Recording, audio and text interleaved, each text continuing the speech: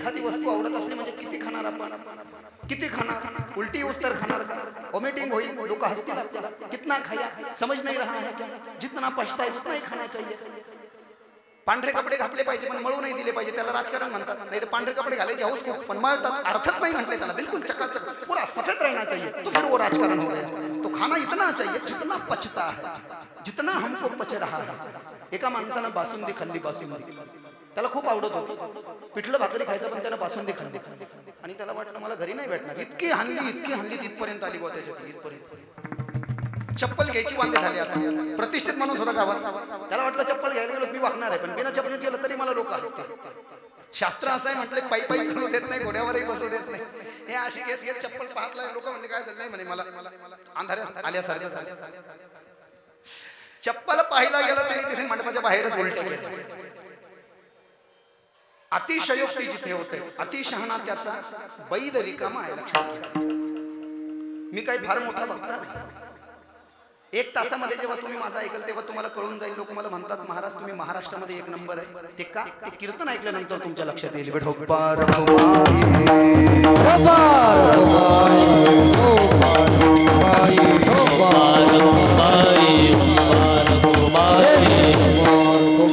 कीर्तन काल्याचं आहे. वारकरी संप्रदायाचा एक नियम असा आहे की अगोदर एखादा अभंग घ्यायचा, त्याचा भावार्थ स्पष्ट करायचा, त्याला न्याय द्यायचा आणि न्याय दिल्यानंतर मग काय करायचं, विठोबा रखुमाई नंतर चरित्र सांगायचं देवाचं. पण वेळेचा अभाव आहे, वेळ कमी आहे. कीर्तन काल्याचं चरित्रामध्ये साक्षात कृष्णाच्या जन्माचा संकेत आहे. गोकुळीच्या सुखा अंत पार नाही लेखा. सुख, सुख या शब्दाला संकेतार्थी क्रियापद संबोधतात व्याकरणाच्या परिभाषेमध्ये. जगद्गुरु संत तुकाराम महाराज. आता म्हणालो व्याकरण काय काढलं, सरळ सरळ सांगा, थोडा हसवा आम्हाला, मजा नाही. आणि कीर्तनकाराला कमीत कमी 35 विषयाचा अभ्यास असावा तरच याच्या नादी लागा, नाही तर इकडे येऊ नये.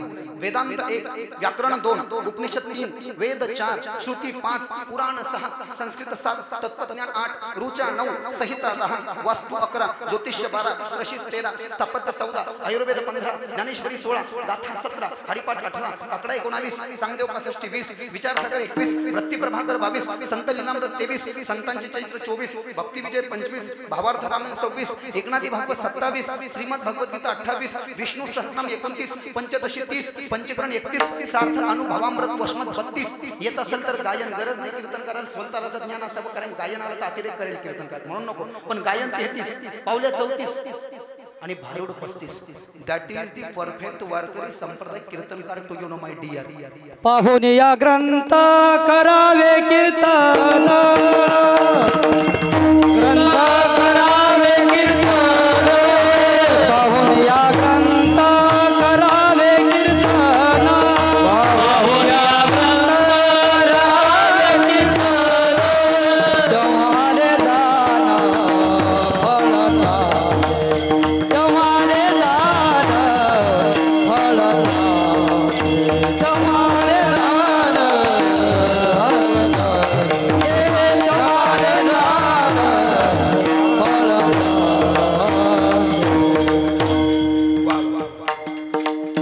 यथार्थ प्रमाण दिलं यांनी. पाहुनिया ग्रंथ करावे कीर्तन, तेव्हा जाण आले फळ त्याचे, नाही तरी वाया केली तोंडपिटी. 3394 अभंगाचा नंबर. आता जे यांनी प्रमाण दिलं त्या अभंगाचा नंबर गाथ्यामध्ये आहे 3394. बाबूराव देवडी उदभंग गाथ्यामध्ये. मला सांगायचं आहे काय, प्रमाण वाढले आपलं सगळंच वाढेल असो. मला सांगायचं आहे काय, विद्युक्त पद्धतीने कीर्तन असावं. सर्वांना माहिती आहे गोकुळामध्ये नंदबाबाचा वाडा आहे. नंदबाबा हे गोकुळाचे सरपंच आहेत. त्यांच्या बायकोचं नाव यशोदा आहे. मथुरेपासून गोकुळ हे 14 किलोमीटर आहे भौगोलिक दृष्ट्या. आणि मथुरेपासून वृंदावन जिथे भगवान श्रीकृष्णाने गाईला चारण्याची लीला केली आहे ते 10 किलोमीटर आहे. वृंदावनापासून गोकुळ 4 किलोमीटर आहे, म्हणजेच मथुरेपासून 14 किलोमीटर आहे. गोकुळाचे सरपंच नंदबाबा आहे. बायकोचं नाव यशोदा आहे. जगात सगळ्यात पहिली गोशाळा कोणाची सांगता येईल का कोणाला? कोणी जर का प्रश्न विचारला त्याचं यथार्थ उत्तर असं देतं शास्त्र. कोणी केली असेल नसेल माहिती नाही. नंद बाबाची गोशाळा ही जगात सगळ्यात पहिली गोशाळा आहे. कारण की नंद बाबाला भगवान श्रीकृष्णाचा जन्म त्यांच्या इथे होण्याच्या अगोदर 9 लाख गायी होत्या. आणि कृष्ण परमात्म्याचा जन्म झाल्यानंतर त्यांनी 2 लाख गायी दान दिल्या होत्या असं वर्णन आहे भागवतामध्ये. आणि म्हणून किती आनंद झाला असेल. गोकुळीच्या सुखा अंत पार नाही लेखा. कारण की जो कृष्ण मथुरेमध्ये जन्माला आला, प्राकट्य झालं, भगवंताचे जे 24 अवतार सांगितले आहेत ना भागवतामध्ये, नारायण ब्रह्मदेव सनत कुमार 1, वराह 2, देवर्षी नारद 3, नर नारायण 4, कपिल महामुनी 5, दत्तात्रय 6, यज्ञ 7, ऋषभदेव 8, प्रथु 9, मत्स्य 10, कुर्म 11, धन्वंतरी 12, मोहिनी 13, नरसिंह 14, वामन 15, परशुराम 16, व्यास 17, राम 18, बळीराम 19, कृष्ण परमात्मा 20, तथागत सिद्धार्थ गौतम बौद्ध उर्फ तिरुपती बालाजी उर्फ पंढरीचा पांडुरंग 21, होणारा कल्की 22, हंस 23 आणि हैग्रीव 24. हे 24 अवतार भगवंत घेतो. जे धर्मजात आघवे युगी युगी म्या रक्षावे ऐसा ओगो हा स्वभावे आद्यु असे. अध्याय नंबर 4 ओवी नंबर 49 ज्ञानेश्वरी. आम्हासाठी अवतार मत्स्य कुर्मादी सुकर मोहे धाव घाली पाना नाव घेता पंढरी राणा कोठे न दिसे पाहता उडी घाली अवचिता सुख ठेवी आम्हासाठी दुःख आपणची घोटी आपण घाली पाठीकडे आपण कळी काळासे भेडे तुका म्हणे कृपानिधी आम्हा उतरे नावेमध्ये 285 अभंगाचा नंबर 6 चरण तुकाराम महाराजांची गाथा. जगृ हे पुरुषम रूपम भगवान महदादिवी संबुधम षोडश कलमातो लोकशिश्रुक्ष 131 भागवत स्कंद नंबर 1 अध्याय नंबर 3 आणि श्लोक नंबर 1. म्हणजे मला सांगायचं काय, ज्ञानेश्वरी सांगितलं बरोबर, भागवत सांगितलं. कशा करता 1 नंबर म्हणतात लोक, तुम्हीच पाहता बेठो.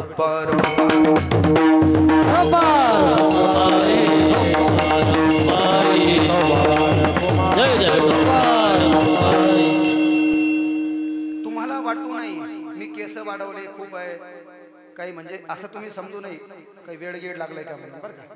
म्हणून हे सांप्रदायिक मी तुम्हाला सांगतोय, कारण पुढे आता मी प्रमाण देणार नाही. पुढे सरळ चरित्र एक्सप्रेस बुलेट ट्रेन घेणार आहे आता एकदम. कारण वेळेचा 11:53 कीर्तन चालू झालं होतं. शुद्ध सांप्रदायिक नियम. टाळकऱ्यांचं रामकृष्ण हरी चालू झाल्यापासून कीर्तनकाराच्या ज्ञानदेव तुकाराम पर्यंत 2 तासच कीर्तन सांगितले. बिलकुल टाकळल्यासारखं करायचं नाही. जर का केलं, माफी मागितली, मला वेळ झाला तर समजावं त्याला कीर्तनच भेटत नाही करायला. ज्याला कीर्तनच कधी करायला भेटत नाही तोच माफी मागून कीर्तन करतो. एवढ्या मोठ्या गादीवर आपण उभा राहिलो कीर्तनाच्या, काय गरज आहे माफी मागायची.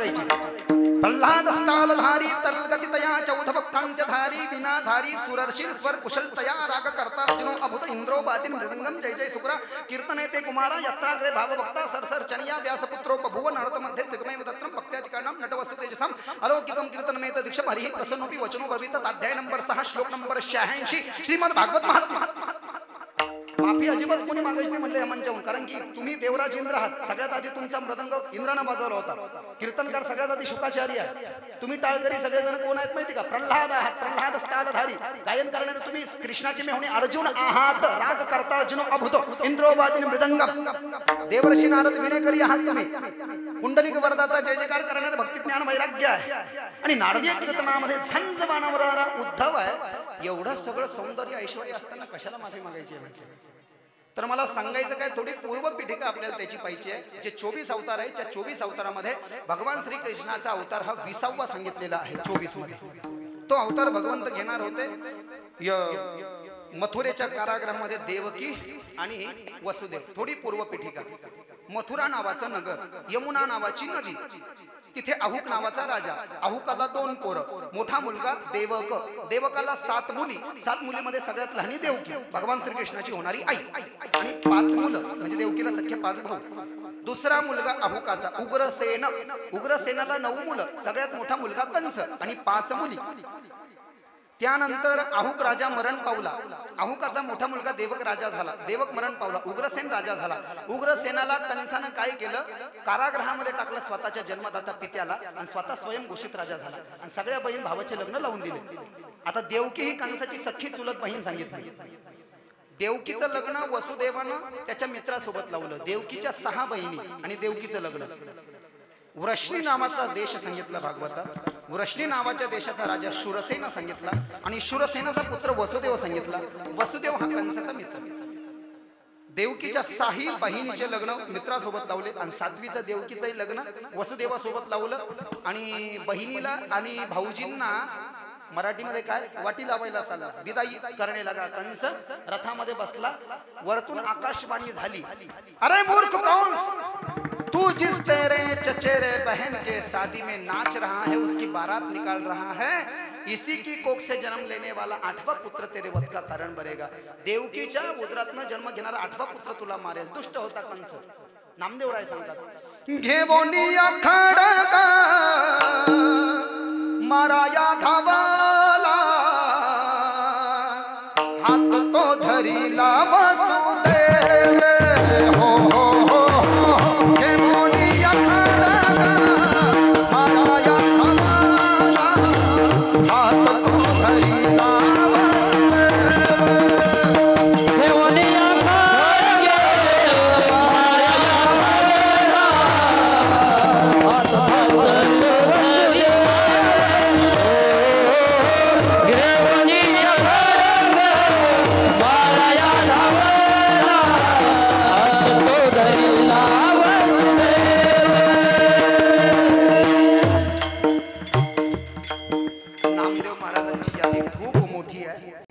तुकाराम महाराजन, नामदेव महाराजन, एकनाथ महाराजांच्या सगळ्यांचे अभंग मिक्स करायचे.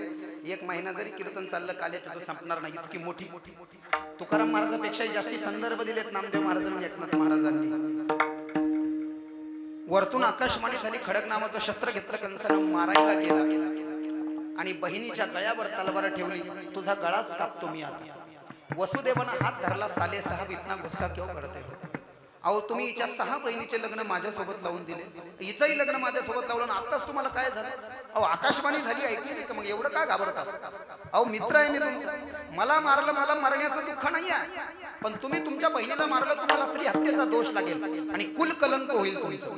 नरकात जावं लागेल सगळ्या तुमच्या कुळाला. मग आमच्या काय काय प्रॉब्लेम आहे? काय अडचण आहे? आमचा 8वां पुत्र तुम्हाला मारणार आहे ना? मी वसुदेव तुमचा मित्र, तुमचा दाजी, तुमचा भाऊजी सुद्धा तुम्हाला वचन देतो की आम्हाला लगेच कारागृहामध्ये टाका. लग्न झाल्यानंतरचे आमचे कोणतेच कार्यक्रम करू नका. आम्हाला घरी नेऊ का देऊ नका. खोबऱ्याच्या आंघोळी घालू नका. आम्हाला आमचे जे काकण हळकुंडाचे ते एकमेकाला हातान तोडू नका. आम्हाला इकडे दर्शनाला घेऊन जाऊ नका. डायरेक्ट कारागृहात आम्हाला न्या. आणि 8 जे पोरं आहेत ना, 1 2 3 4 5 6 7 8 सगळे तुमच्या हातात आणून देतो बस. पण तुम्ही स्त्रीची हत्या करू नका. ठीक आहे. कंसाला म्हटलं कशाला करायची हत्या? वसुदेव देवकीला कारागृहामध्ये बंदी केलं. कंसानं आपल्या सेवकांना सांगितलं, दिवस रात्र जागा, डोळ्यामध्ये तेल घाला. आणि देवकी प्रसूत झाली की येऊन मला सांगा. कारागृहामध्ये टाकलं. हातापायामध्ये बंधन, बेड्या त्यांच्या आहेत वसुदेव देवकीच्या. सर्वांना माहिती आहे. 6 मुलं कंसाला झाले. तुम्ही बरेच वेळेस भागवत कथा वगैरे ऐकली आहे, रामायण. जे ऐकलंय ते परत ऐकण्यामध्ये म्हणजे आवश्यकता नाही आहे, म्हणजे टाइम वाचतो आपला, आहे की नाही? जे नाही ऐकलं फ्रेश फ्रेश एकदम फ्रेश बिल्कुल नया होना चाहिए. तब जी भी लालायित हो जाता है, चित्त आनंदित हो जाता है. लाचावले मन लागली से गोडी तेर जीवे नसुडे. फ्रेश कसं पुन्हा माणसाचा जन्म मिळेल का सांगता येणार नाही. म्हणून प्रत्येकाच्या स्वच्छ राहिला. पण एक नाही निर्मळ जीवन काय करील साबण. 404 अभंगाचा नंबर. त्याला जीवनही निर्मळ पाहिजे म्हटलं. अंतकरणाची शुद्धी झालेली पाहिजे, बाहेरून शुद्धी झालेली पाहिजे. 6 मुलं कंसाचे मारून टाकले. कंसानं देवकीचे एका मागे एक. सर्वांना माहिती आहे कारागृहामध्ये. 7वा शेषाप्रती बोले लक्ष्मीचा तो वर, देवकी उदरे राहावे जावडी मायेचे मागून पाठवे तो योग माझ्या तुझं काढील तेथून घालील नेऊन गोकुळासी. शेष मडे मज श्रम झाले फार सेविले अनन्य तुम्हासवे. मागेली अवतार झालो लक्ष्मण या लागी अवतार न या लागी अवतार मी न घेची. आता तू वाढील होई पा सर्वाज्ञा. आता तू वाढील होई पा सर्वाज्ञा.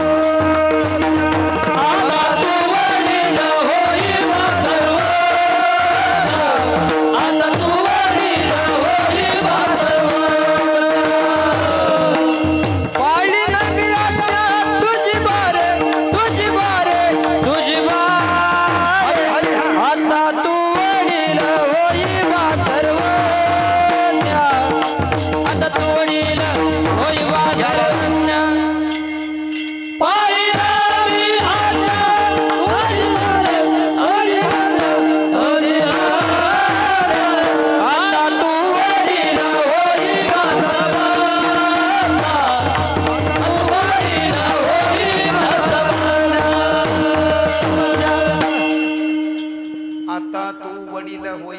सर्वज्ञा पाळी नमी आज्ञा तुझी बारे शेष म्हणे.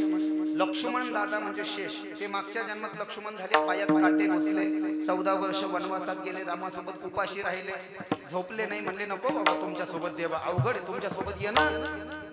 आणि दुःख नको नको म्हटले. चनाच्या झाडावर चढवतात देव. म्हणले तुम्ही एक काम करा, मागच्या जन्मात तुम्ही लहान झाला होतात, या जन्मामध्ये तुम्ही मोठे व्हा. कारण की मोठ्या भावाला वडील भाऊ म्हणतात, म्हणजे तो वडिलाच्या जागेवर असतो. मागच्या जन्मात तुम्ही लक्ष्मण लहान होतात, तुम्हाला माझं ऐकावं लागायचं. या जन्मात तुम्ही मोठे व्हा, मी तुमचं ऐकेल. लक्ष्मण दादा म्हटले ठीक आहे, चांगलं ऐकलं. काहीच नाही कृष्णाने बळीराम दादा पाहिलं तुम्ही महाभारताच्या युद्धात भागवत. फक्त म्हटले बरं झाले लक्ष्मण दादा. आता ऐका, 6 मुलं कंसाने मारले, बरोबर.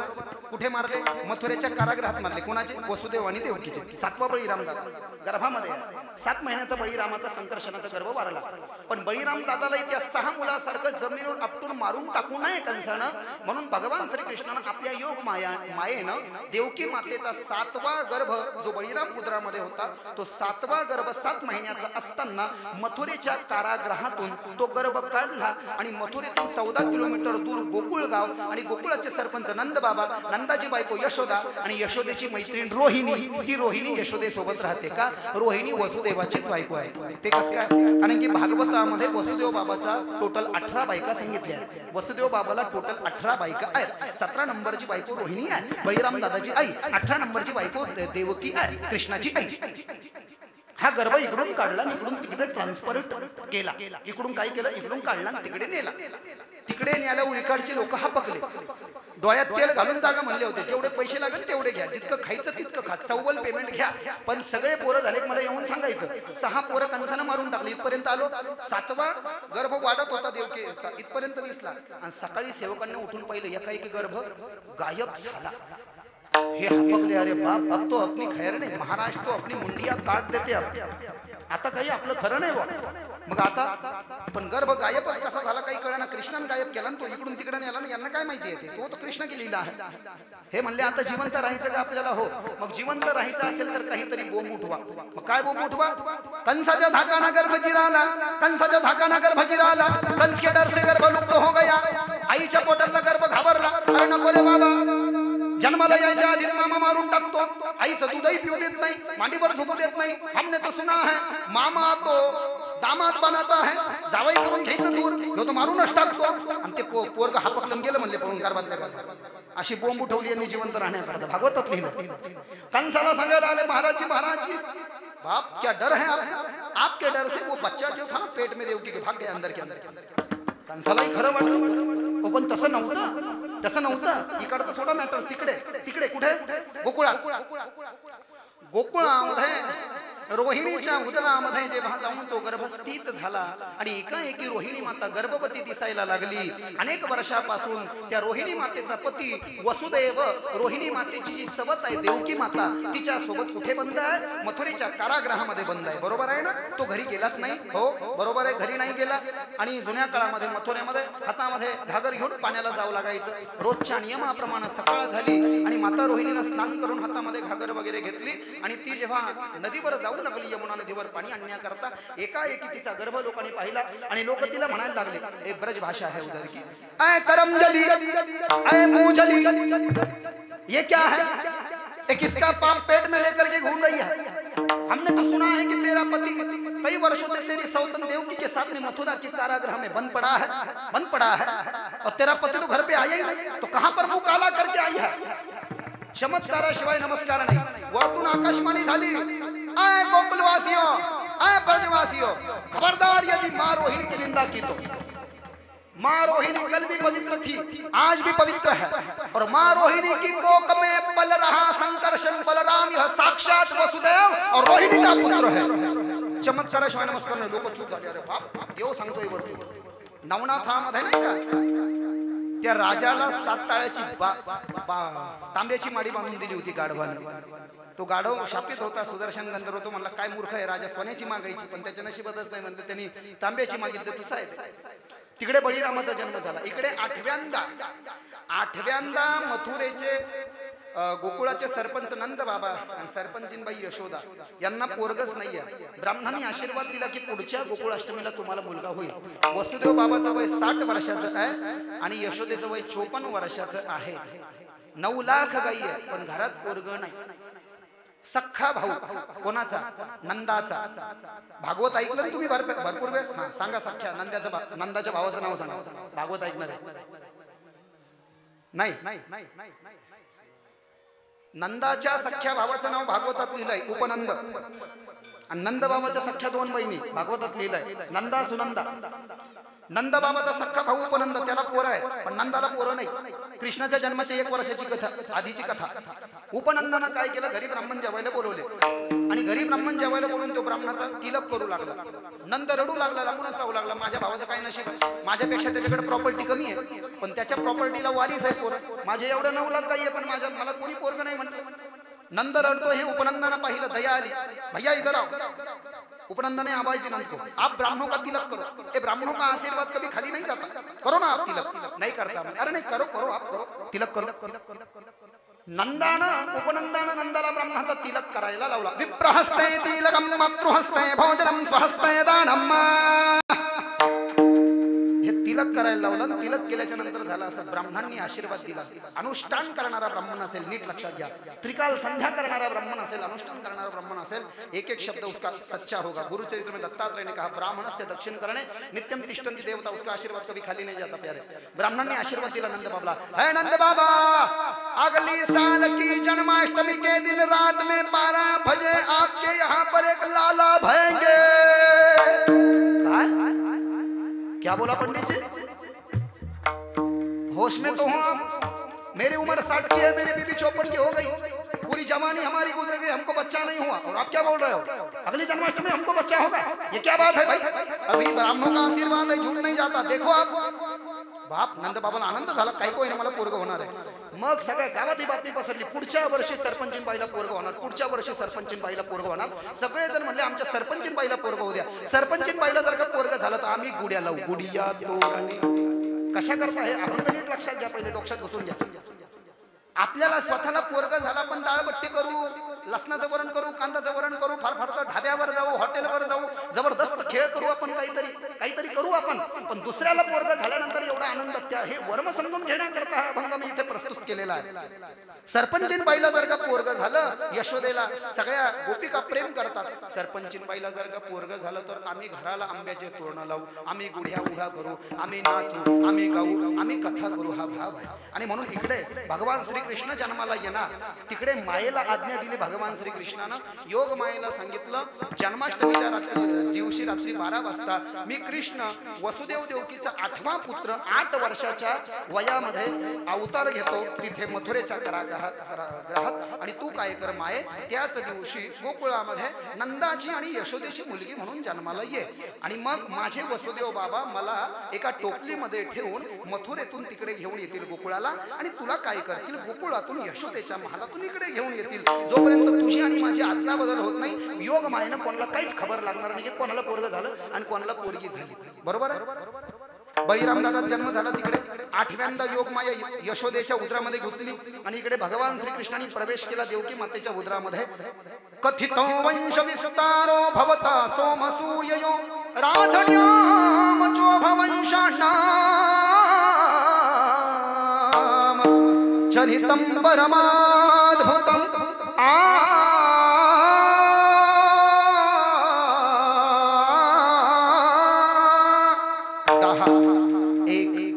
श्रीमद भागवत स्कंद नंबर 10 अध्याय नंबर 1 श्लोक नंबर 1. शुक उवाच, ज्या वंशामध्ये भगवान श्रीकृष्ण जन्माला येणार त्या वंशाचं वर्णन केलं. यदोष धर्मशीलस्य श्रावणे मारीला तोची होता मास, वसु नाम तिथी बुधवार असे, सुख सांगत असे परीक्षिती. कृष्ण जन्माला येणार महिना वारकरी संत श्रावण सांगतात, आमच्याकडे भाद्रपद आहे, आपण श्रावण धरू वारकरी प्रमाणे. श्रावणाचा महिना आहे, कृष्ण पक्ष आहे, रोहिणी नक्षत्र आहे, वेळ रात्रीची 12 वाजेची आहे. आणि कृष्ण जन्माला आले वार कोणता आहे? वार बुधवार आहे. राम जन्माला आले वार रविवार आहे, सूर्यवंश. चंद्रवंशामध्ये कृष्ण जन्माला आले वार बुधवार आहे, वेळ रात्रीची 12 वाजेची आहे, कृष्ण पक्ष आहे, रोहिणी नक्षत्र आहे, मथुरेचे कारागृह आहे. राम जन्माला आले शुक्ल पक्ष आहे, चैत्र महिना आहे, वेळ दुपारची 12 वाजेची आहे, असं आहे, वसंत ऋतू आहे. आणि एकाएकी भगवान श्रीकृष्ण योग मायेनं यशोदेची मुलगी म्हणून जन्म घेतला. ती रडायला लागली तिकडे गोकुळात. तिला सुईनींनी उचललं, पाण्यात टाकलं. पोरगा एका पोरगी याची शहानिशा व्हायच्या आधीच त्या योग मायेमुळे सगळ्यांना झोप आली. कारण कृष्ण इकडे आणून ठेवायचं होतं, तिला तिकडे न्यायचं होतं. कानोकान खबर कोणाला नाही. इकडे भगवान श्रीकृष्णाचं प्राकट्य झालं. बोले वृंदावन बिहारी लाल की जय, गोपाल कृष्ण भगवान की जय. भगवान श्रीकृष्णाचा जन्म झाला. सोडवा सोडवा मिठी लपवा लपवा जगजेठी झाली कंसासी कळेल तो माझ्या बाळासी मारेल. देवकीच्या डोळ्यातून गळागळा अश्रुधारा वाहू लागल्या. हो तरी वाचला पाहिजे. 7 गेले आपले म्हणले, 6 गेले, 7वं तिकडे जिवंत आहे. पण मी नाही पाहिलं म्हणले जिवंत, पटकन याला जाऊ द्या. कृष्ण 8 वर्षाचा होता. कृष्णाला यश देवकी म्हटली, अरे तू असा आलाय, तुला माझं पोरग कोण म्हणेल? मग काय करू? लहान हो आई, मी लहान होतो आई. मी लहान झाल्यावर बाबाच्या तुझ्या हातापायातले बेड्या गळून जातील.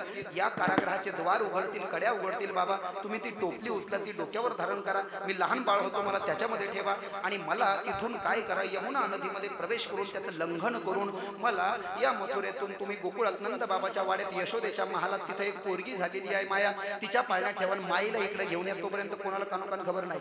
नंदाच्या घराला, नंदाच्या घराला मजने गोकुळा.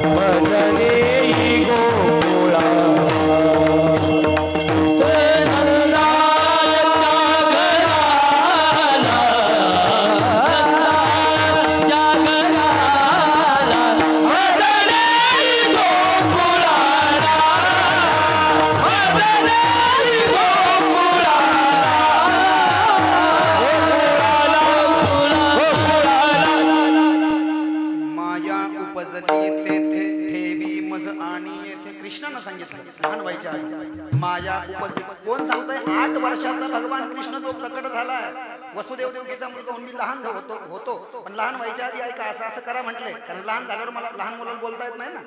8 वर्षाचा आला बोलतोय. माया उपजली तेथे, कुठे? गोकुळामध्ये. यशोदेची मुलगी म्हणून माया उपजली तेथे, ठेवी मज आणि येथे. मला तिथे ठेवा, तिने इथे घेऊन या. ठेवी मज आणि येथे मनसी असे रक्षपाळ, ते म्या मोहिले सकळ आच्छादित रूप नामा म्हणे माझा बाप संत नामदेव महाराज. ठीक ठीक ठीक, यदवत ते तसं झालं. मी जास्ती त्याचा विस्तार करत नाही. राईट टाइम ट्रेन पोहोचली पाहिजे. लोक परेशान होतात, लोक वाट पाहतात, ट्रेन लेट झाली, लोक परेशान होऊन जातात म्हटले. तर वसुदेव बाबांनी कृष्ण परमात्म्याला टोपली डोक्यावर उचलली, घेऊन जाऊ लागले. सर्वांना त्या प्रसंगाचं स्मरण असेल. जाऊ लागले. पूल वगैरे नाही जुन्या काळामध्ये. यमुना नदीमध्ये प्रवेश केला. ऑटोमॅटिक द्वार उघडून पडले, हातपायाचे बंधन गळून पडले. देवकीला तिथेच ठेवलं. वसुदेव एकटेच जातात. यमुनेश प्रवेश करतात. यमुनेचं पाणी नंद बाबाच्या गुडघ्यापर्यंत आहे, कमरेपर्यंत आलं, छातीपर्यंत, नाकात जाऊ लागलं. माझ्या बापाचा माझ्यात किती जीव आहे हे पाहण्याकरता कृष्णानं ते पाणी जास्ती फ्लो सोडला. त्याचा नाका डोळ्यात पाणी जाऊ लागलं वसुदेवाच्या. मैं मर गया तो चलेगा, लाला को कुछ नहीं होना चाहिए. वसुदेव बाबा ने सर पर जो टोकरी धरी थी उसको ऐसे उठा दिया. मग कृष्णाला वाटलं बापाचा खरंच माझ्यात जीव आहे. माकडासारखा नाही केलं. माकडीने नाही का ते आपल्या माकडे पोराला खाली दाबलं होतं पाण्यात आणि त्याच्या डोक्यावर पाय, असं नाही केलं. परत ते आणि मग कृष्ण परमात्म्यानं आपल्या उजव्या पायाचा खालचा जो तळभाग आहे हा यमुना नदीच्या पाण्याला स्पर्श केल्यानंतर ती यमुना दर्शनाला येत होती. भगवंताच्या गावात घुसायला जशी गल्ली असते तशी कोरडी फट पडली यमुना मधातून. अर्धी इकडे अर्धी इकडे जायला लागली. पुन्हा पाऊस यायला लागला. घनघोर बादल मंडराने लगे, घनी बारिश बरसने लगी. घबरा गए वसुदेव बाबा और शेष नाग जो बलराम बन चुके थे ना, वो शेष नाग ने अपने 5 फन धारण कर लिए ठाकुर जी के ऊपर, टोकरी के ऊपर. कृष्णाच्या वरती 5 फन धारण, तिथूनही संरक्षण आहे. वसुदेव बाबा पुन्हा मध्यरात्री येतात. गोकुळमध्ये स्मशान शांतता, पिनड्रॉप सायलेंट आहेत, सगळे झोपलेले आहेत. कृष्ण परमात्म्याच्या मायेनं गोकुळामध्ये नंद बाबाच्या वाड्याचा दरवाजा उघडा आहे. यशोदेच्या महालातून मुलीचा रडायचा आवाज येत आहे. नंद यशोदा सगळे झोपी गेलेले आहेत आणि जातात वसुदेव बाबा आणि यशोदेच्या महालात पाहतात. टोपली खाली ठेवतात. टोपलीतला बाळकृष्ण उचलतात, आपल्या स्वतःचा मुलगा तो यशोदेच्या पाळण्यात ठेवतात आणि तिथलची माया इथे आणतात. कंसाला कळतं 8वा पुत्र झाला. पण देवकी म्हणते अरे दादा, अरे घेऊन आल्यानंतर मुलीला कंसाला माहित नाही. पूर्ववत कारागृहाचे द्वार वगैरे लागले गेले, यांच्या हातापायामध्ये बंधन जशाच तसे आहे. कंस आला. कंसाला देवकी म्हटली दादा वरतून आकाशवाणी झाली होती की तुला मारणारा 8वा पुत्र आहे रे दादा, असं नको करू रे. अरे तुम्हाला मी तुला राखी बांधली, अरे मला प्रॉपर्टी लागत नाही, असं नको करू रे. तू माझे 6 मुलं मारलेले, 7वा तुझ्या धाकानं पळून गेला रे. ही मुलगी आहे रे, हिला नको मारू. कंसानं ऐकलं नाही. दरवेळेप्रमाणे ती मुलगी दोन्ही पायाला अशी धरली. कंसानं हिसकून घेतली माता देवकीच्या मांडेवरनं. गोकुळातून जी आणली होती वस्तू घराघरा फिरवली, आकाशाकडे फिरकावली.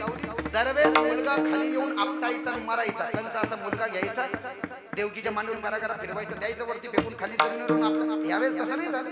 ती देवी विंध्यवासिनी देवी झाली, सिंहावर बसली, हसू लागली. अरे तुला मारणारा जो शत्रू आहे तो माझ्या आधी गोकुळामध्ये जन्मला. हे कृष्ण गोकुळी जन्मला,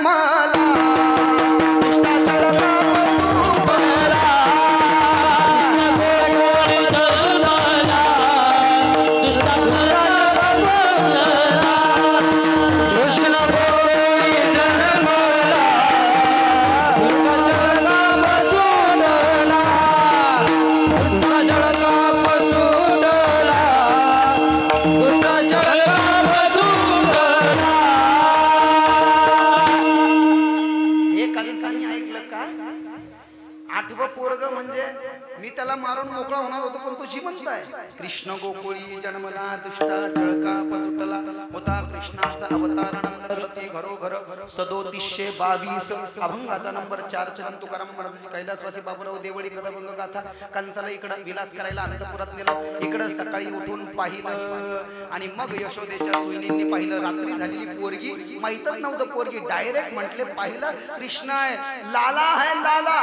पाहिला पाहिला नंदाचा नंदन, पाहिला पाहिला नंदाचा नंदन, पाहिला पाहिला नंदाचा नंदन, पाहिला पाहिला नंदाचा नंदन. ओ तेरे वेदियल तेरे वेदियल तेरे वेदियल मन, ओ तेरे वेदियल तेरे वेदियल तेरे वेदियल मन, पाहिला पाहिला नंदाचा नंदन, पाहिला पाहिला नंदाचा नंदन. तेरे वेदियल तेरे वेदियल तेरे वेदियल मन, तेरे वेदियल तेरे वेदियल तेरे वेदियल मन, पाहिला पाहिला नंदाचा नंदन, पाहिला पाहिला नंदाचा नंदन. खरं सांगा कृष्णाचा जन्म किती वाजता झाला? 12ला झाला. आणि कळतंय केव्हा ते ब्राह्मी मोडतो. सकाळी 4:45ला उठण्याचा नियम आहे सगळ्यांचा. म्हणजे कृष्ण इकडून तिकडून इकडे आला आणि इकडची पोरगी तिकडे गेली. यशोदेला माहिती नाही की मला पोरगी झाली होती, माझी पोरगी वसुदेव घेऊन गेले. ते पोरग इकडे आणून ठेवलं. पोरग कन्फर्म झालं, हे पोरग माझं आहे. ब्राह्मण दिलेला आशीर्वाद कन्फर्म झाला. आणि मग सगळ्यांना जेव्हा कळालं काय सरपंचीन बाईला पोरग झालं. गौळ म्हणती हो म्हणती गौळ नीला, पुत्र झाला यशोदीला. म्हणती हो म्हणती गौळ नीला, पुत्र झाला यशोदीला. गौळ म्हणती हो म्हणती गौळ नीला,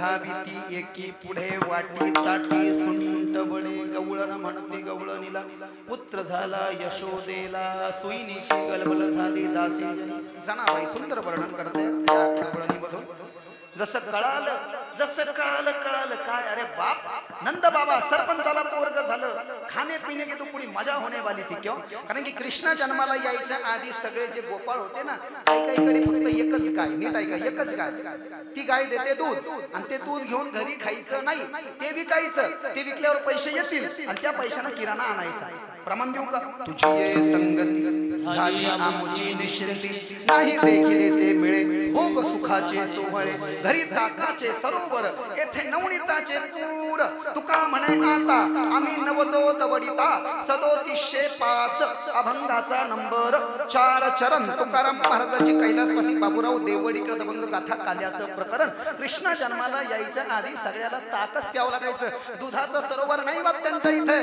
ताकाचं सरोवर वाटत ताक खाऊन कदरले आता कृष्ण जन्माला आला दूध अंधहीन तू पण कोणी विचारू नका हे कृष्णाला पाहिला सगळे जण आणि निमित्त काय होतं सरपंचाला पोरग झालं सरपंचीन बाईला पोरग झालं आनंदाच्या भारामध्ये आनंदाच्या गजरामध्ये इतके गोपांगणा रंगांगणा ग्वाल सगळे गोपाल आबाल वृद्ध इतके पळू लागले म्हणले वाड्याच्या दिशेनं इतके पळू लागले वाड्याच्या दिशेनं त्याचं कारण काय यथार्थ समाधान अभंगाच्या पहिल्या गोकुळीच्या सुखा गोकुळीच्या सुखा गोकुळीच्या सुखा गोकुळीच्या सुखा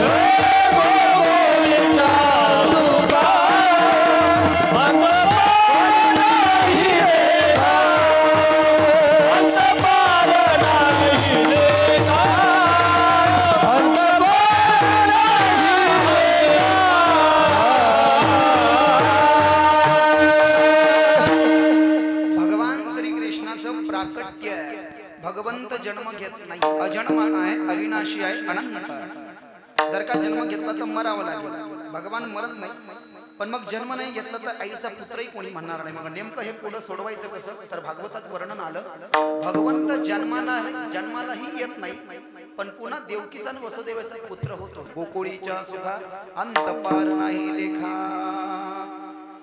काय कारण त्याचं कारण गोकुळामध्ये नंद बाबाचा शब्द लोक खाली पडत नाही बर का जगातले सगळ्यात पहिले यशस्वी सरपंच आहेत नंद बाबा गोकुल के मुखिया आहे सरपंचाला पोरग व्हाव याच्यासाठी अख्खं गाव रडत होतं नवस करत होतं ही विशेषता आहे नंद बाबाची गोकुळीच्या सुखांत पार नाही लेखा आणि जेव्हा पोरग झाल्याची बातमी वाऱ्यासारखी पसरली नंद बाबाला सुद्धा कृष्णाच्या मुखाचं अवग्रहण करता आलं नाही भगवान श्री कृष्णाची लाड दुलार नहीं कर सके नंद बाबा जे गर्दी पळायला लागली पाहण्याकरता नंदबाबाचा पोरग कसं असेल म्हणून गोकुळीच्या सुखा अंत पार नाही लेखा. गोकुळामध्ये अशा सुखाचे आगमन त्या दिवशी झालं म्हटले. तो आनंद नेमका गणितात सांगता येत नाही. Not a perfect numerology and the mathematics statistics त्याचे आकडे आपल्याला नाही सांगता येणार. कशा पद्धतीने सांगावं म्हटलंय. अंत पार नाही लेखा. अंत कशा करता नाही म्हणले. कशा करता त्या आनंदाचा अंत लावता येत नाही. त्याचं दर्शन अभंगाच्या दुसऱ्या चरणात. बाळकृष्ण नंदा घरी बाळकृष्ण नंदा घरी बाळकृष्ण नंदा घरी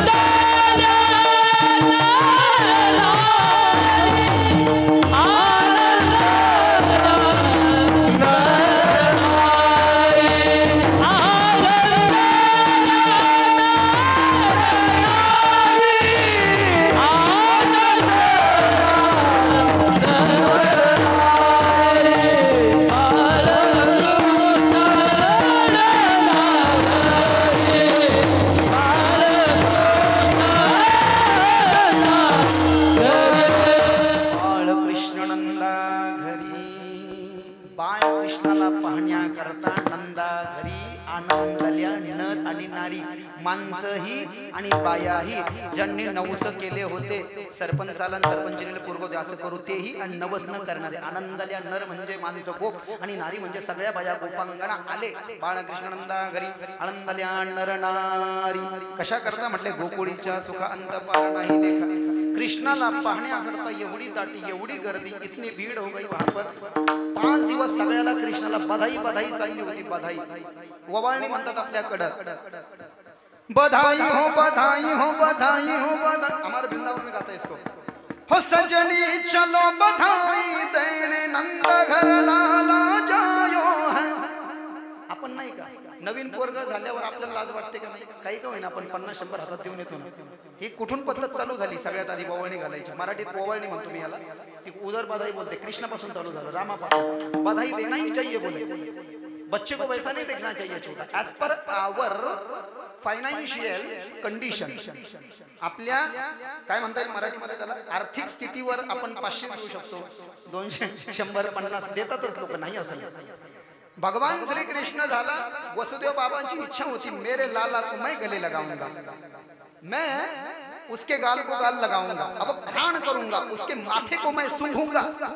जसं दशरथानं केलं होतं मधाचं चाटण दिलं. देता नाही आलं नंद बाबाला. हेच लोक आम्हाला पाहू द्या ना आम्हाला पाहू द्या ना. पाहू द्याच्या नादात 5 दिवस झाले बुवा कृष्णाचा जन्म होऊन. इनको प्यार दुलार नाही करते आया. 5व्या दिवशी कृष्णाची नाळ गळून पडली. नाळ. सकाळीच उठण्याचा नियम आहे गोकुळामध्ये. तांबडं फुटलं की उठतात सगळेजण. झोपत नाहीत म्हटले 6च्या नंतर. शास्त्रामध्ये 6च्या नंतर झोपणं परमदोष सांगितला. ब्राह्मण मुहूर्ते साया नेत्र पुण्यक्षय कारणे ताम करोति द्विजो महत पादक्रच्छेन शुद्धती. आचार्यंद्र नावाचा ग्रंथ आहे. 6च्या नंतर जे ढाराढोर झोपतात सगळं कर्म निष्फळ होतात. म्हणून काकडा सकाळी सांगितलं आमच्या वारकऱ्यांकरता. उठा उठा साधू संत साधा आपले हित गेला गेला हनडदे मकैसा भगवंत उठोनी वेगेचे चला जाऊ रवळासी जळती पातकाच्या राशी काकड आरती देखली या उठोनी या पहाटे विठ्ठल पहा उभा भेटे चरण तायाचे गोंडे अमृत दृष्टी अवलोका जागे करा वृत्तीनेवरा देव आहे निदसुरा वेगे निंबलून करा दृष्ट होईल तयासे पुढे वाजंत्री वाजत ढोल दमामे करत होते काकड आरती पांडुरंग करायची सिंहनाथ शंख भैरी गजर होतो महाद्वारी केशवराज हे अभंग नंबर 7 अभंग नंबर पान नंबर 7 अभंग नंबर 3 वारकरी भजनी मालिका नंबर 3 बंगळ स्वामीची भजनी मालिका काकड्याचे बाले अभंग सगळ्या उठा सकळ जन उठले नारायण उठा सकळ जन उठले नारायण उठा सकळ जन उठले नारायण उठा सकळ जन उठले नारायण आनंदले मुनी जन तिन्ही लोक आनंदले मुनी जन आनंदले मुनी जन तिन्ही लोक आनंदले मुनी जन जय जयकार भाग्याचे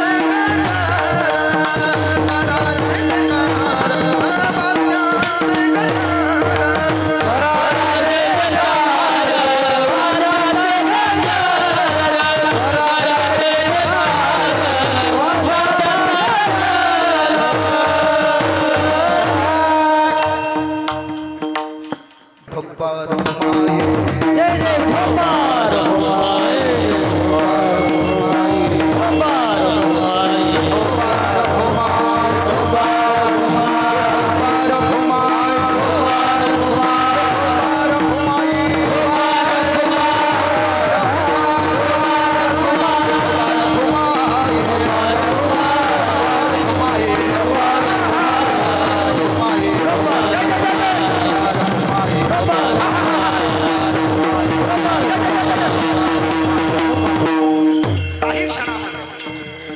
काही क्षणामध्ये मी कीर्तनाला पूर्णतेकडे घेऊन चाललो कारण मलाही काही जास्त येत नाही मला सांगायचंय का हे सगळे जण तिथे जमा झाले सकाळीच उठले नाळ गळून पडली मग नंदबाबांनी काय केलं आनंदोत्सव साजरा करण्याचं ठरवलं पोरग जन्माला आलं 5वीचा कार्यक्रम नंदोत्सव असा भव्य मंडप दिला गार्गाचार्यांना बोलवलं ब्राह्मणांना बोलवलं 7 पर्वत तयार केले कशाचे तीळ आणि गुळ याला एकत्रित केलं तीळ गुळाचे पर्वत बनवले तीळ आणि गुळ एकत्रित टाकून आणि त्याला परातीमध्ये ठेवलं सुवासिक वस्त्रांनी झाकलं ब्राह्मणांना दान दिलं अंगठ्या दान दिल्या सोन्याच्या साखळ्या दान दिल्या वस्त्र दान दिले दक्षिणा दान दिली तुमच्या लक्षात येत आहे का एखादा मुलगा जन्माला आला तुम्ही माझ्या सारख्याला हे सगळं दान दिलं पाहिजे म्हणजे आचार्यांना दान दिलंय ना मुलगा जन्माला आल्यानंतर हे दान द्यायचं तर पार्टी नाही हे नका करू हॅपी बर्थडे टू यू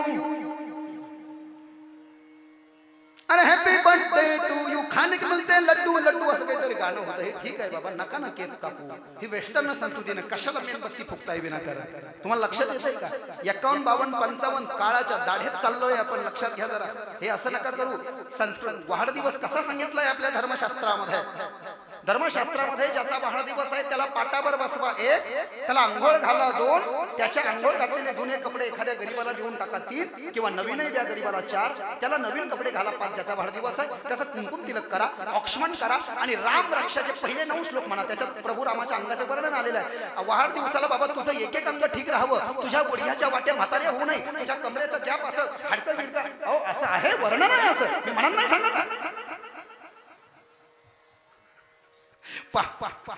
चरितं रघुनाथस्यं शतकोटि प्रविस्तरम् एकैकम् अक्षरं पुंसं महापातकनाशनं ध्यात्वा नीलोदपलश्यामं रामं राजीवनोचनं जानकीं लक्षोमणोपेतं जटामुकुटमण्डितं सासीतु धनुर्बाणपाणिं नक्तञ्चनात्मकम्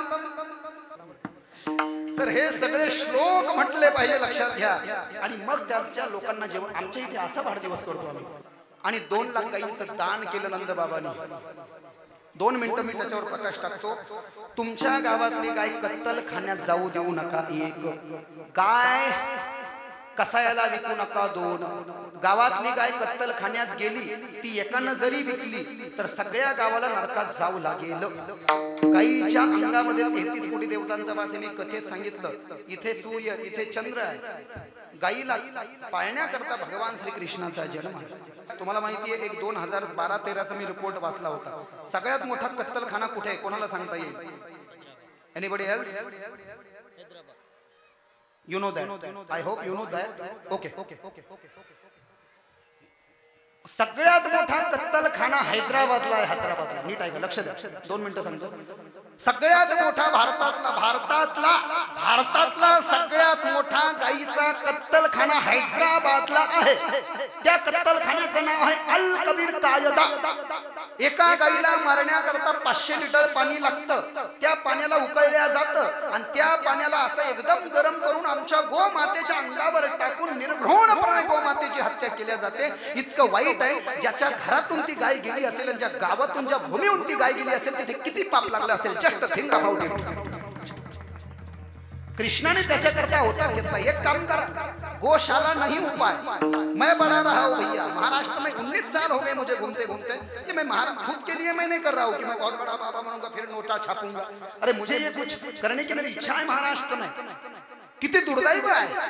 3000 म्हाताऱ्या बायांना अनिरुद्धाचार्य वृंदावनला सांभाळतात वृद्धाश्रमामध्ये. याचा अर्थ काय होतोय लक्षात आला का? म्हणजे 3000 पोरांनी आणि 3000 सुनांनी म्हातारीला काना काढून दिलं. काना वा तिकडं. आपल्यालाही तसंच होणार आहे पुढे. आपण जसं करतोय ना तसंच आपल्याला होणार आहे. गाय मरू देऊ नका. गाय जर का मिली तर खूप मोठा दोष लागेल म्हटलंय. भगवान श्रीकृष्ण सांगतात, एक लाईन दम्मानं फक्त टाळ वाजेल आणि बडदम, मेरी गौ माता की जान बचाने आ जाओ नंद नंदन, हम करते हैं तुमको वंदन. सभी लोग ताली बजाएंगे. तुमको वंदन हे गोपालक, गोपाल तुम्हारा शत शत है अभिनंदन. हम करते हैं तुमको वंदन, हम करते हैं तुमको वंदन. तुम भक्त सुदामा से मिलने को नंगे पैर भगे थे. श्री राधे श्री राधे श्री राधे श्री राधे. तुम भक्त सुदामा से मिलने को नंगे पैर भगे थे और अर्जुन की रक्षा करने को दिन और रात जगे थे. दिन और रात जगे थे. ये भूखी प्यासी गाय तुम्हारी भटक रही है वन वन. हम करते हैं तुमको वंदन, हम करते हैं तुमको वंदन. मेरी गौ माता की जान बचाने आ जाओ नंदन. हम करते हैं तुमको वंदन. गाय वाचवण्याकरता असं म्हणावं लागतंय आता. अब ले लो तुम अवतार कृष्ण जी, तो ही बचेंगी गैया. है गौ माता तू मत घबरा, तेरे पीछे किसन कन्हैया, तेरे पीछे किसन कन्हैया. कृष्णाने गोचारण लीला केली. लोकांना दाखवलं भगवान भी गाय को पाल रहा है. हम क्या कर रहे हैं? गौशाला नाही उपाय. कोणाकडे आता तुम्ही इकडे रूरल मध्ये तुम्ही नशीबवान आहात. धन्य. माझ्याकडे 10 गायी आहेत. मी गोशाळा आता सध्या 10 पाळतोय मी. कोणाकोणाकडे गाय आहे एक सांगा. इकडे खूप धन्यवाद. नशीब. दूध नाही दिलं तरी चालेल. दूध न देणारी गाय आधी पाळा म्हटलं बरं का. दूध न देणारी गाय बिलकुल अशी विकून टाकू नका म्हटलं. खूप मोठा दोष आहे. 2 लाख गायी दान दिल्या नंदबाबांनी. 2 लाख गायी दान दिल्या. ब्राह्मणांचं पूजन वगैरे झालं. त्याला नंदोत्सव असं म्हटलेलं आहे. नंदोत्सव. आणि मग नंदबाबा असं करतात म्हटल्यावर गोकुळातल्या ज्या बाया होत्या त्यांना वाटलं आपणही काहीतरी केलं पाहिजे. मग त्याही घरी गेल्या काना. त्यांनी काय केलं? अभंगाच्या 3ऱ्या चरणात गुडिया तोराने गुडिया तोराने गुडिया तोराने गुडिया तोराने गुडिया तोराने गुडिया तोराने गुडिया तोराने गुडिया तोराने गुडिया तोराने गुडिया तोराने गुडिया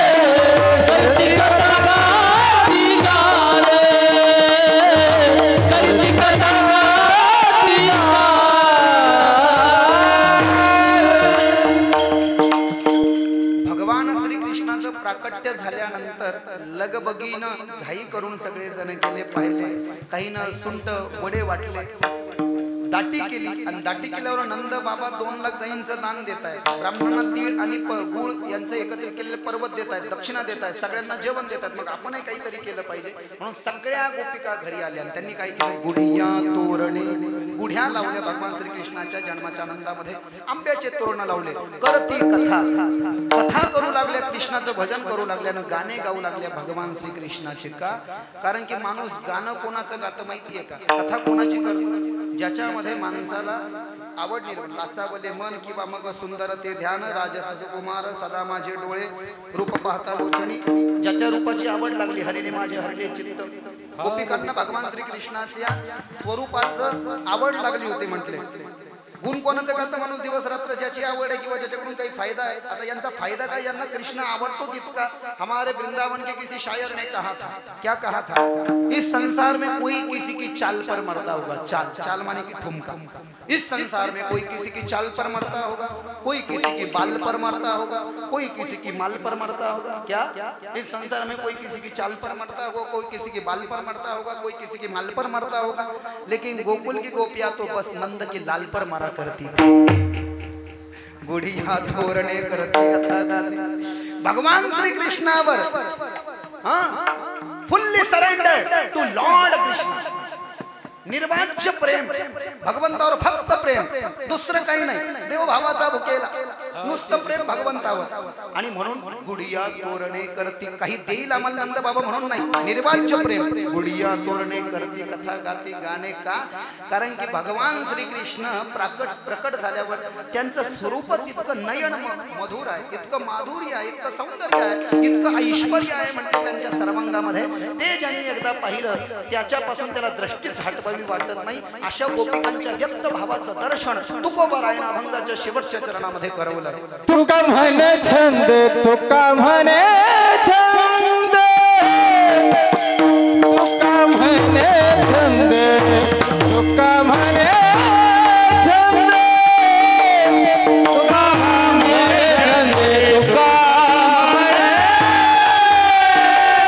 छंद, तुका म्हणे छंद,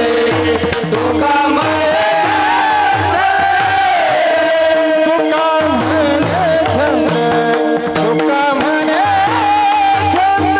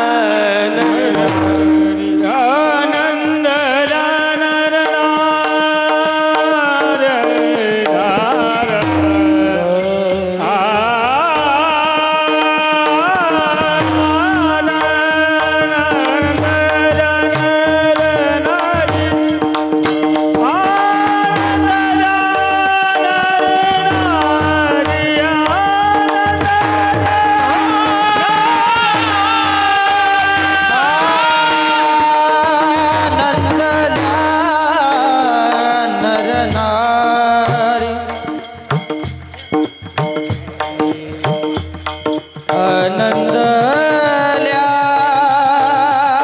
नर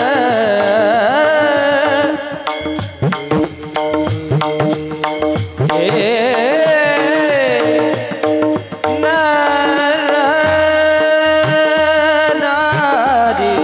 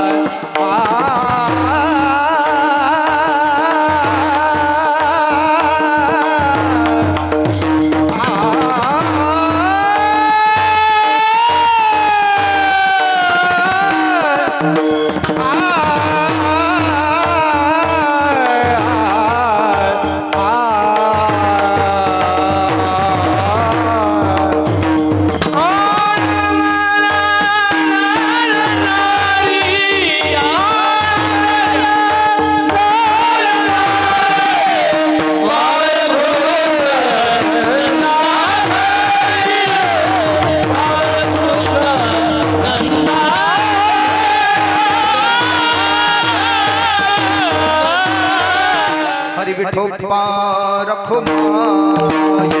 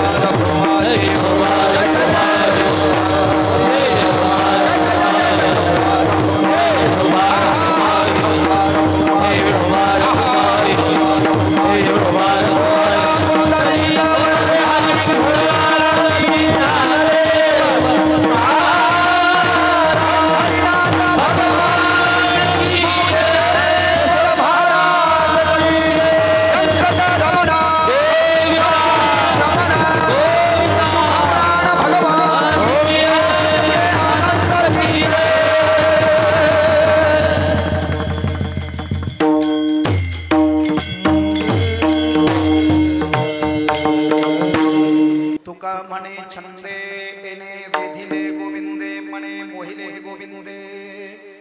एखाद्याचं सौंदर्य नाही का एवढंच कशाला तुम्ही पहा. उदाहरणाने समजायचं असेल तर लक्षात आपल्याला घेता येईल. क्लिष्ट अध्यात्माच्या काही व्याख्या झाल्या असतील डोक्याच्या वरतून जातील, पण उदाहरणार्थ एखादा आपण चित्रपट पाहत असू आणि चित्रपटाचा मुख्य नायक जर का देखणा असला समजत, आपण काय म्हणतो बाप हिरो दिसायला सुंदर आहे, मग कमीत कमी हिरो दिसायला सुंदर आहे म्हणून तरी चित्रपट पाहतो. आणि बोगस सारखा असला हिरो तर आपण ते चित्रपट पाहत नाही. पण सांगितलं दुनिया का सबसे पहला और बड़ा अभिनेता तो भगवान कृष्ण ही है. वेणुगीतामध्ये त्याचं वर्णन आलेलं आहे. बराहपीडम नटवर वपुः कर्णयो कर्णिकारम. भगवान श्रीकृष्ण सारखा कोणी नटच नाही म्हटलं, भागवतातच वर्णन आले. आणि मग अशा नटाला जेव्हा गोपिकांनी पाहिलं, तुका म्हणे छंदे म्हणे मोहिले गोविंदे. भगवान श्रीकृष्णाचं वय नंदोत्सव झाल्यावर 6 दिवसाचं झालं. कंसानं पुतना मावशी पाठवली. कंसेन प्रहिता घोरा पुतना बाल घातिने शिशु संचार निग्रंथी पुराग्राम प्रजादेशो तिचा उद्धार केला. शक्तासुर नावाचा राक्षस आला, गाड्याच्या रूपात त्याचा उद्धार केला. भगवंतानं 10 दिवसाचा असताना तणावर्ध पाठवला कंसानं, त्याचा उद्धार केला. केशीचा उद्धार केला. 70 दिवसाचं वय झालं भगवंताचं, म्हणजे 2 महिने 10 दिवस. नंदा सुनंदा आत्यांनी कृष्णाला पाळण्यात टाकलं, नाव ठेवलं कृष्ण. 6 महिन्याचं वय झालं, 9 महिन्याचं वय झालं, देव रांगायला लागला. तळवे तळ हात टेकीत डाव्या गुडघ्याने रंग तरंगणी रंगण्यात होतो म्या देखील असे गवळण लवसवंती पै सांगे आली कृष्णाची मागे एने एने नवनीत माझा वकीला एक याते डोण्याचा कळू मुख माखिले अळूमाळू चुम्मन घेता येता परिमळ नवनीत ताजा केसय एने माझे कवड उडेले एने माझे शिंके जोडेल दया दुधा ते बक्षिले उलांडीले ताकाते 1 वर्षाचं वय झालं 1.5 वर्षाचं वय झालं 2 वर्षाचं झालं देवाना एक दिवस एक खडा घेतला आणि खडा घेऊन गोकुळ मथुरा वृंदावनामध्ये ज्यांचे दुधाचे व्यवसाय होते त्यांनी दह्याचे दुधाचे डेरे माठ भरून ठेवलेले असायचे ते शिंक्याला असे अडकवलेले असायचे बाजारात नेण्याकरता कृष्णाने एक खडा घेतला आणि दिला एका माठाला मारून यशोदेला खूप राग आला यशोदा माता म्हणली तू खूप खोड्या करतोय चल तुला दाखवतेस आज तुला उखळाला बांधतो एक उखळ घेतलं आणि सराट आणली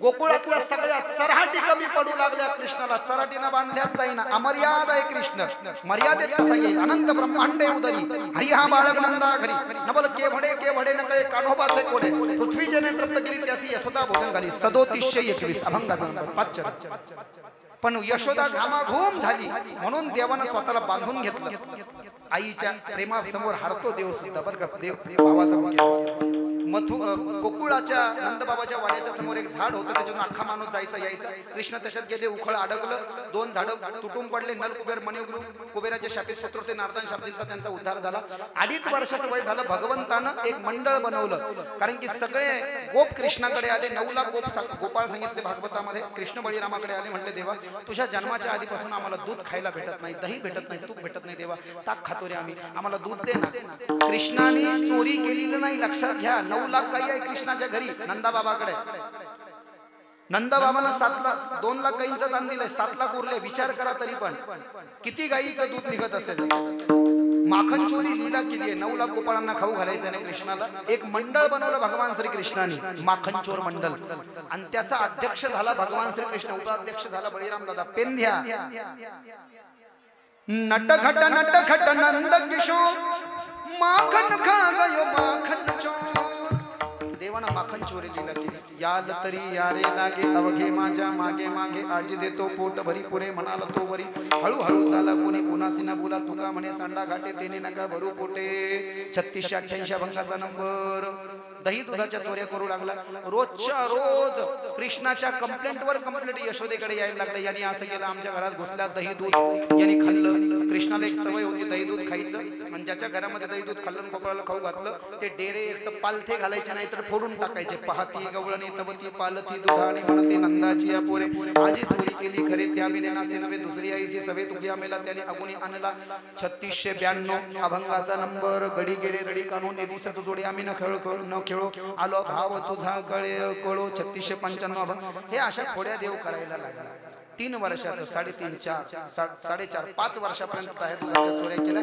कृष्णाचं काही खरं नाही आहे यशोदेकडे सगळ्या गोपिका गेल्या यशोदे कृष्णाला सांगावे गोकुळे राहावे का जावे एक मास पुढे देवी नाही केली प्रचिती आली यशोदेशी गणेश देली असे उत्तम गुण संकष्ट चतुर्थी व्रत घेई गणपतीलाच खाऊन टाकलं देवानं मोदक लाडू खाण्याच्या नादामध्ये देवासी सपुसे देव काय झाले असे बोला याचे हाले बडा नाटकट आहे आता तू इथे राहू नको म्हणजे जाय उद्या शाळेत जाय बळीरामाला सोबत घे तुझे 9 लाख गोपाळ मित्र सोबत घे आणि प्रत्येकाची एक गाय घे आणि गोकुळातून तुम्ही 9 लाख गोपाळ आपली एक गाय घेऊन कुठे जा वृंदावनामध्ये जा काय करा आता हेची जेवू सवे घेऊ शिदोरी हरिनामाचा खिचडी काला प्रेमे मोहिला साधने सवी सवी घेऊ हास ब्रह्मरस आवडी तुका म्हणे गोड लागे तो मागे रसना 3755 अभंगाचा नंबर त्याच्यात काही गडी निवडून घेतले माझे गडी कोण निवडा भिन्न यातून आप आपणामध्ये मिळो एक खेळो एकासी घाबरियांच्या मोडा काड्या ध्याड्या भाडा बळतिया तुका म्हणे देवापासी विटाळशी नसावी 3736 अभंगाचा नंबर 4 चरण तुकाराम महाराजांची गाथा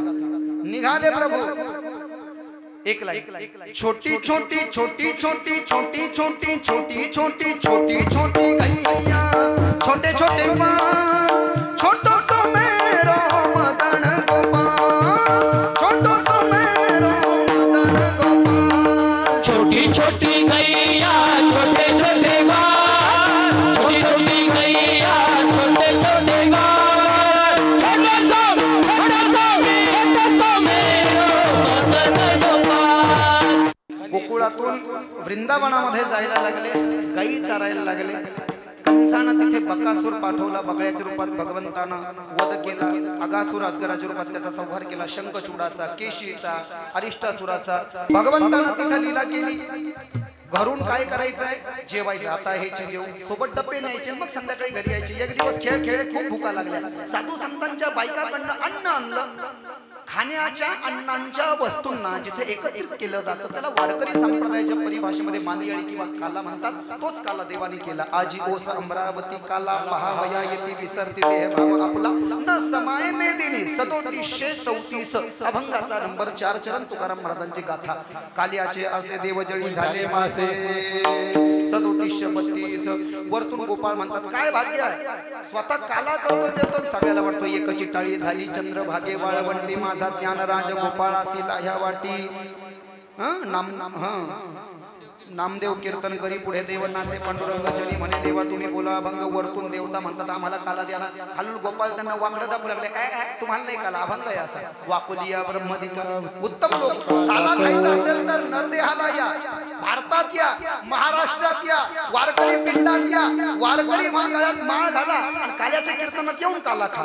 कंठी धरीला कृष्णमणी अवघा जनी प्रकाश काला वाटो एकमेका वैष्णवनिका संभ्रम वाकुलिया ब्रह्मदिका उत्तम लोका दाखव तुका म्हणे भुंडळी आम्ही बळी वीरगाडे 3725 अभंगाचा नंबर. असा देव दुर्लभ काला आपल्याला इथे मिळतोय. अनंत जन्माचं हे आपलं it's a great fortune to all of them my dear.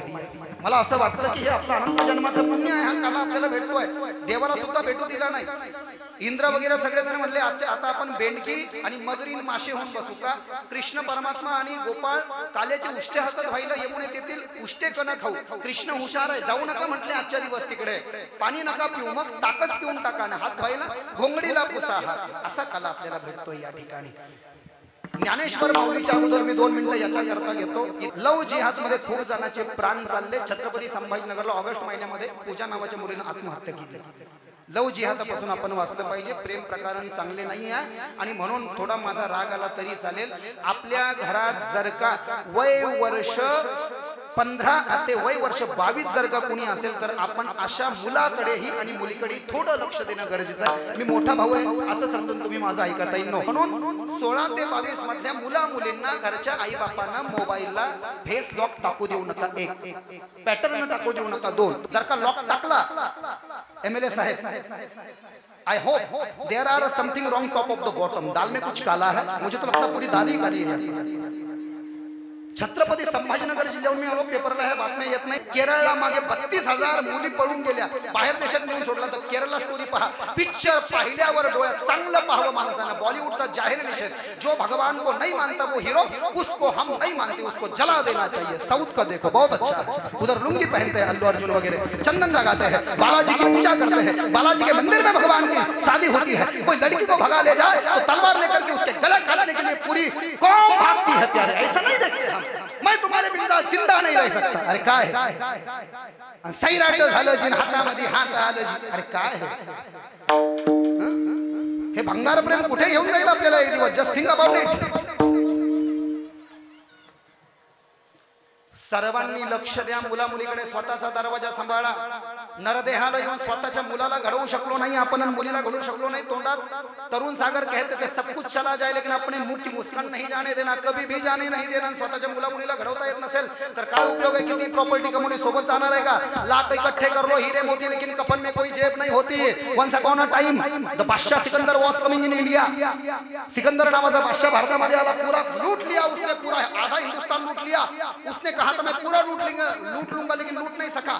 आणि जेव्हा मेला सिकंदर त्यांनी लूटलेलं सगळं धन असं रस्त्यावर टाकले गेलं होतं स्मशान भूमीपासून. सिकंदर दुनिया वालों को कहना चाह रहा था देखो भाइयों मैंने पूरा हिंदुस्तान लूटने की कोशिश की, आधा लूट लिया लेकिन साथ में कुछ नहीं लेके जा रहा हूं. क्या लेके जाएगा, क्या लेके जाएगा. सत्कर्म दुष्कृत सुकृत दुष्कृत समान समिती पाविजे कर्मभूमी त्याची पडे विषय कामी ते स्वर्गी का नरकी. अध्याय नंबर 2 ओबी नंबर 227 एकनाथी भागवत. सत्कर्म घेऊन जाईल माणूस, दुष्कर्म घेऊन जाईल.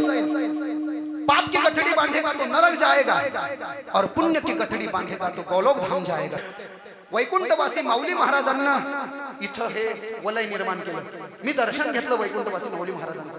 दत्तात्रयाचे साधक होते ते, मीही साधक होतो. मी त्यांच्या हातात अंगठा पाहिला. यांना म्हणलं ते साधक कसे झाले, त्यांच्या हातात अंगठे आहे. ते म्हणजे ते दान देऊन टाकायचे दुसऱ्याला. माऊली महाराजांनी इथे वारकरी संप्रदायाला एक नवीन चेतना दिली, ऊर्जा दिली. पाळंमुळ खोलवर रुजले. तुम्हाला काकडा शिकवला, तुम्हाला सांप्रदायिक भजन शिकवलं, बरोबर, तुम्हाला हरिपाठ शिकवला. हे माऊली महाराजांचे उपकार आहे. आणि ज्यांनी हे मंदिर बनवलं बेंद्रे परिवारानं, त्यांचे खूप खूप धन्यवाद. आणि माझ्या लहान्या भावाच्या जागेवर असलेले घनश्यामदासजी पांडे, पण माझ्यापेक्षा 1 महिन्यानं लहान आहे, म्हणून माझ्या लहान्या भावासारखे पंडित भी बडा असली पंडित आहे, निस्वार्थ भाव से सेवा करता है. I am standing for here today. मी आज इथे उभा आहे. खूप मेहनतीनं मी पुढे गेलोय. साहेब इथे आहेत, कीर्तन विश्राम घेत आहेत. ज्ञानेश्वर माऊली भजन होईल, विठ्ठल जय विठ्ठल भजन होईल, काल्याचा अभंग होईल आणि पुढचं नेतृत्व आमचे लक्ष्मण बाबा सांभाळतील. मी कीर्तनाला पूर्णविराम देतोय. काही हुकलं चुकलं असेल, मी तुमच्या मुलासारखं आहे, ते मला वापस द्या. आणि जे तुम्हाला आवडत असेल ते तुमच्या हृदयात तुम्ही साठवून. ज्ञानेश्वर माऊली, ज्ञानराज माऊली, ज्ञानेश्वर माऊली, ज्ञानराज माऊली.